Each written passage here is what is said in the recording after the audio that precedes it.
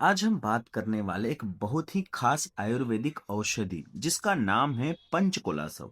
अगर आपको पेट से जुड़ी समस्याएं परेशान करती है, गैस बनती है, खाना ठीक से नहीं पचता, भूख कम लगती है, तो यह वीडियो आपके लिए बहुत काम का साबित होने वाला है।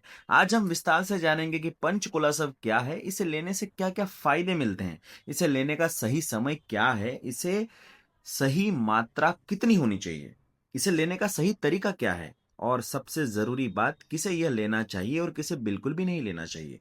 तो वीडियो को पूरा देखिएगा क्योंकि हर जानकारी आपके लिए बहुत महत्वपूर्ण है।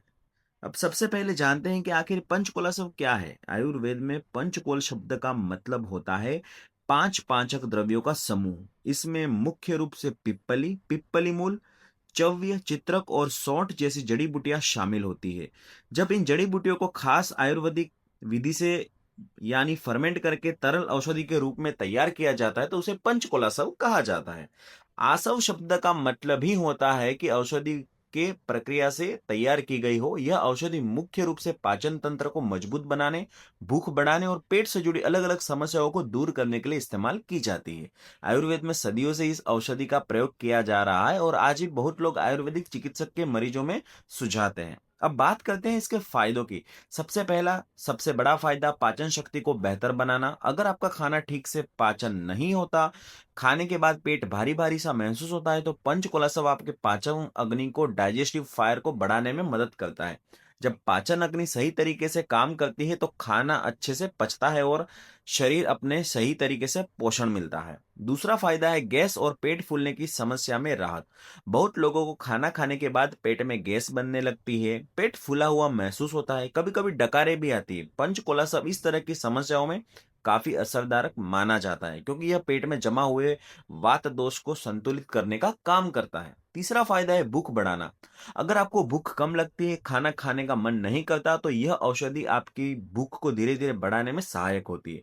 बहुत से लोग जिनकी भूख किसी बीमारी के बाद कम हो जाती है, इन्हें भी यह दी जाती है ताकि भूख वापस सामान्य हो सके।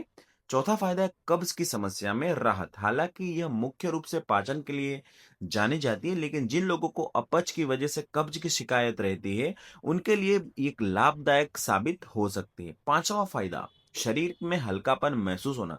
जब पाचन तंत्र सही तरीके से काम करता है तो शरीर में भारीपन नहीं रहता, आलस्य कम होता है और व्यक्ति खुद को हल्का और ऊर्जावान महसूस करता है। छठा फायदा इसका यह है कि प्लीहा यानी स्प्लीन और यकृत यानी लीवर से जुड़ी कुछ समस्याओं में सहायक मानी जाती है। आयुर्वेद ग्रंथों में इसका उल्लेख उदर रोग यानी पेट से जुड़ी विकारों में औषधि रूप में किया गया है। सातवां फायदा यह है कि वात और कफ दोष को संतुलित करने का काम करती है, जिससे शरीर की समग्र ऊर्जा बेहतर बनती है और व्यक्ति ज्यादा एक्टिव महसूस करता है।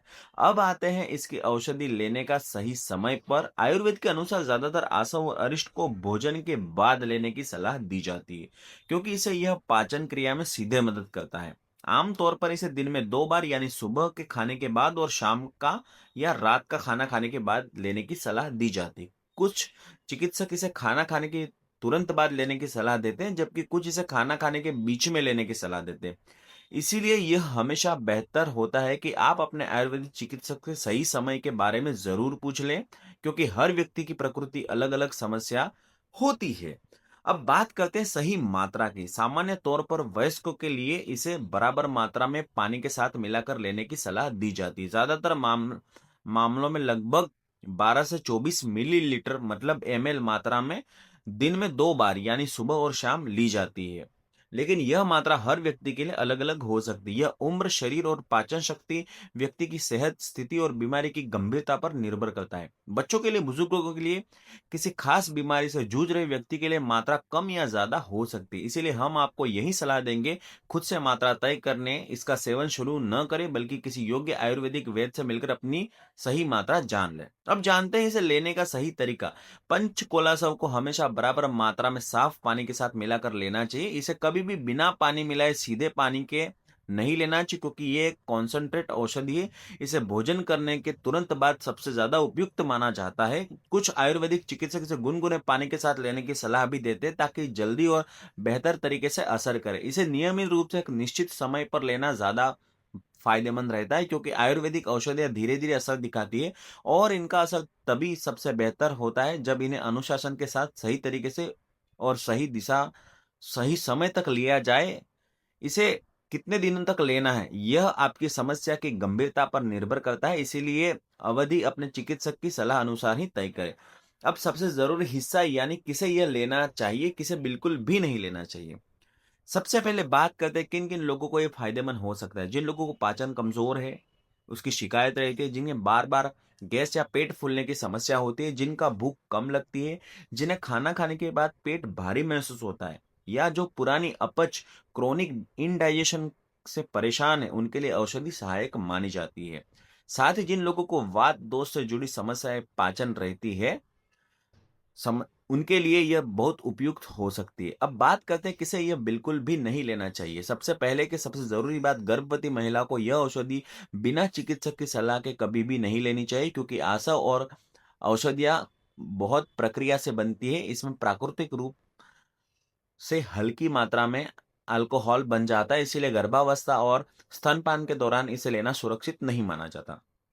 दूसरा, जिन लोगों के पेट में अल्सर की समस्या है या जिन्हें एसिडिटी और जलन की गंभीर शिकायत रहती है, उन्हें यह औषधि बिना डॉक्टर की सलाह के नहीं लेनी चाहिए, क्योंकि इसमें मौजूद तीखे गरम वाली गुण वाली जड़ी बूटियां उनकी समस्या को बढ़ा सकती है। तीसरा, जिन लोगों को लीवर से जुड़ी कोई समस्या है, गंभीर बीमारी है, उन्हें इसे लेने से पहले चिकित्सक से जरूर सलाह लेनी चाहिए, क्योंकि आसव में मौजूद हल्का क्विन तत्व लीवर पर असर डाल सकता है। चौथा, और छोटे बच्चों को यह औषधि बिना बाल रोग विशेषज्ञ या आयुर्वेदिक चिकित्सक के सलाह के नहीं दी जानी चाहिए, क्योंकि इनकी पाचन शक्ति शरीर वयस्कों के अलग होता है।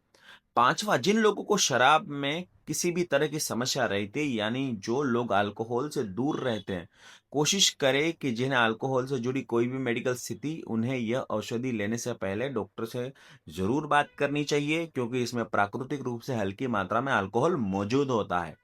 छठा, अगर आप पहले से किसी और बीमारी की दवा ले रहे हैं, जैसे शुगर, ब्लड प्रेशर या किसी और क्रॉनिक बीमारी की दवा, तो पंचकुलासव शुरू करने से पहले अपने डॉक्टर को जरूर बताएं, क्योंकि कुछ आयुर्वेदिक औषधियां एलोपैथिक दवाओं के साथ इंटरेक्ट कर सकती है। अब बहुत जरूरी बात जो हम आपको बार बार दोहराना चाहेंगे, यह वीडियो केवल सामान्य जानकारी के लिए बनाया गया है। किसी भी आयुर्वेदिक औषधि को शुरू करने से पहले, चाहे वह कितनी भी प्राकृतिक क्यों न लगे, हमेशा एक योग्य अनुभवी आयुर्वेदिक चिकित्सक से सलाह जरूर ले।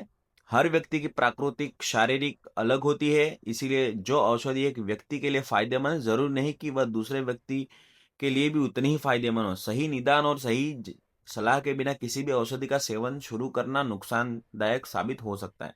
तो दोस्तों, पंचकुलाशव से जुड़ी पूरी और विस्तृत जानकारी हमें जानना कि यह क्या है, इसे क्या-क्या फ़ायदे, इसे लेने का सही समय, सही मात्रा क्या होनी चाहिए, इसे लेने का सही तरीका क्या है और किसे यह लेना चाहिए, किसे नहीं। उम्मीद करते हैं कि आपको यह जानकारी उपयोगी साबित हुई हो। अगर आपको यह वीडियो पसंद आया तो इसे लाइक ज़रूर करें और अपने दोस्तों परिवार के साथ शेयर करें।